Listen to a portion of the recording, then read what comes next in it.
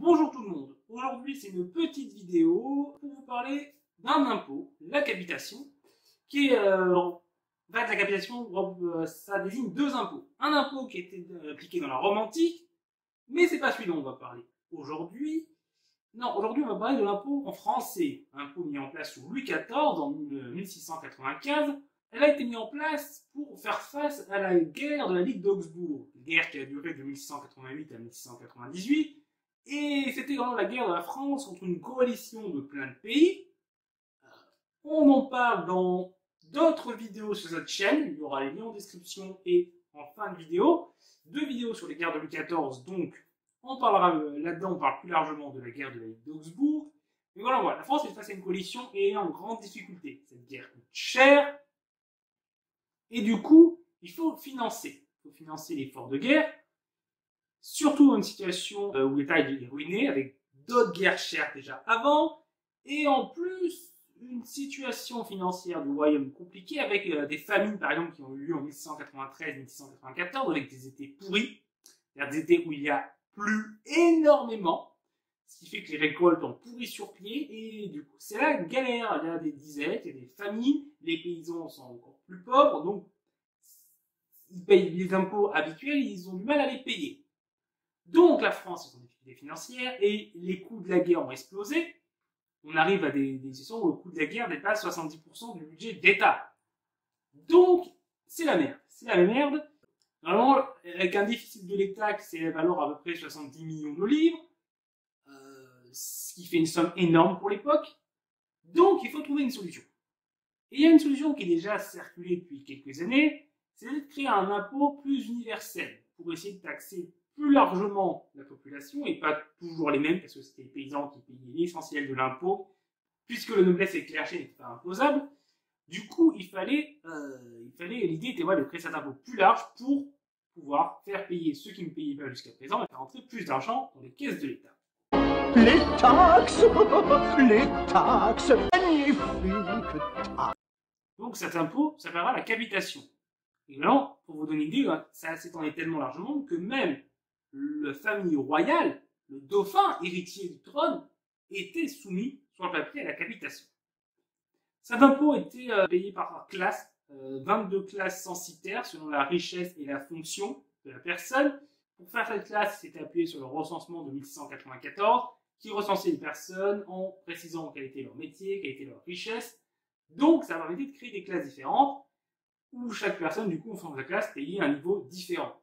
La classe la plus élevée payait ainsi 2000 livres, et la classe la plus pauvre n'en payait qu'un seul. Ça a provoqué un peu de remous quand la décision fut prise. La noblesse et le clergé y étaient opposés. À la fois parce qu'ils ne voulaient pas forcément payer, mais aussi symboliquement. Symboliquement, le fait de ne pas payer d'impôts, c'était important. C'était un symbole, un signe de leur rang supérieur dans la société. Devoir payer de l'impôt, c'était non seulement donc perdre de l'argent, mais aussi perdre du rang dans la société. Ce qui fait que des solutions ont été trouvées. Par exemple, pour l'Église, avec les dons gratuits.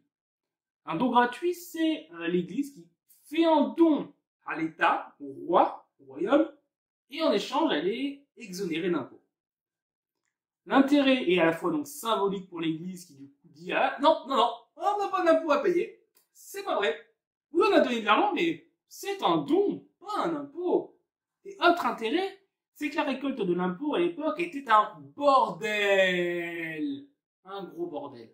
Parce qu'il faut envoyer des intendants pas assez nombreux dans chaque province du royaume, savoir ce que chaque personne devait payer et réussir à prendre cet argent, même s'il s'appuyait sur les communautés rurales qui devaient rassembler l'argent pour le donner. Mais vu la faiblesse de l'administration, c'était compliqué pour contrôler que chacun avait donné ce qu'il fallait, c'était compliqué pour aller chercher l'argent, ça prenait du temps, c'était compliqué. Et une fois que l'argent au niveau des provinces était récupéré, il fallait le monter au trésor royal à Paris. Et à l'époque, le trajet, c'était long, il n'y avait pas de train, pas de voiture, c'était en calèche, à cheval, pour transporter des choses lourdes, parce que l'impôt à l'époque, tu ne le payais pas avec un virement ou avec un chèque. C'était des bonnes grosses pièces. Donc ça pesait lourd. Et sur des routes dont l'entretien laissait pas mal à désirer, des routes boueuses à pas mal d'endroits, dès qu'il pleuvait un peu, forcément, il y avait des soucis. Forcément, il y avait une part importante de l'argent qui n'arrivait pas au royaume, enfin qui n'arrivait pas dans les caisses de l'État.